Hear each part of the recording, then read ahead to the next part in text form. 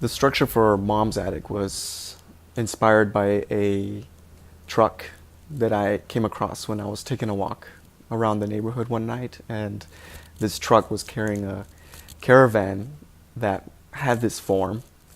What really impressed me about this truck was that the caravan was completely jam-packed with all kinds of furniture and boxes and mattresses that were all so meticulously put together. Initially, I wanted to fill it up with things in the same manner, but then working with it as a object in space and engaging with it in movement, I was pretty much the filler of that form. The movement research with the Mom's Attic was seeing how I could balance myself with it, how I could shift it. Can I become a beam within the structure? I could create a memory or a blueprint of whatever I did with the form and later reinterpret it when I set it aside as a dance score.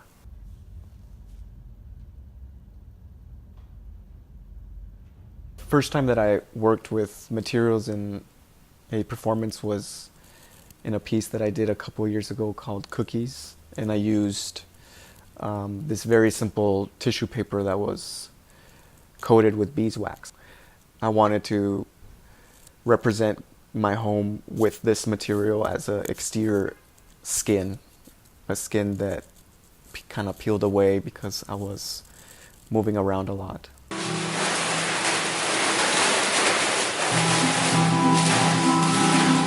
Molding and transforming this material into different shelters for myself, but also kind of the detachment of that. Performative sculpture, I think, is a theme that I explored more with one of my more recent pieces, a sculpture I call Dios. Performative in the sense that it can be activated and shifted and also transform with different constructed elements within the piece. Little hooks that hold the match. The candle is placed in a saucer. There's a flag inside it that you can unroll. My dance research in the past couple of years has had similarities to the work that I do in sculpture, one in which was a study that I did called Mechanics. It was one of the first choreographies that I did, working with very simple phrases that could be deconstructed, molded. So after that study, I've focused a lot on collaborating in dance, and one in which was a piece that I did with Veronica Santiago, which was called Cuervo. This piece was also limited within space. We had to focus the dance in a 4x4 platform. Leon was my first solo that I did. Initially, for Leon, I wanted to set a complete phrase for the whole 10-minute duration of it. I was also a bit limited at the time. I was going through chemotherapy treatment, so memorization was a big challenge.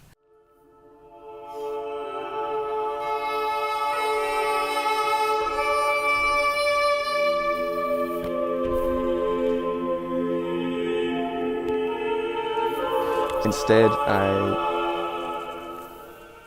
revisited the kind of deconstructed phrase work and developed more my trust with improvisation.